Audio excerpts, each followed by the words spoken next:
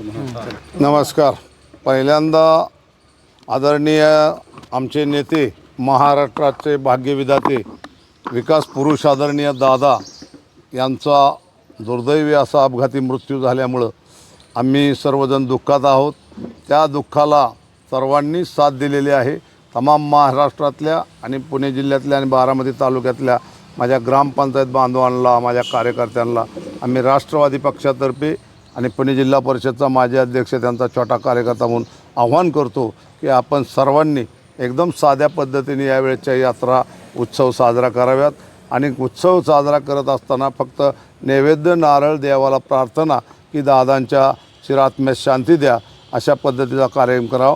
वाजंत्री, गाजंत्री किंवा तमाशा किंवा डान्स बार कुठल्याही गोष्टीचा त्या ठिकाणी वापर करू नये, अशा पद्धतीची आम्ही आव्हान केलेलं आहे, विनंती केलेली आहे. आणि त्याच पद्धतीने आम्ही आज निरावागज ग्रामपंचायततर्फे संपूर्ण गावात वृक्षारोपण करणार आहे, अशा पद्धतीची घोषणा मी या ठिकाणी केलेली आहे. माझ्या वाढदिवसाचा 26 तारखेला गुरुवारीच कार्यक्रम असतो सालाबादाप्रमाणे, परंतु मी सांगितलेलं आहे यावेळेस कुठेही माझा वाढदिवस मी साजरा करणार नाही.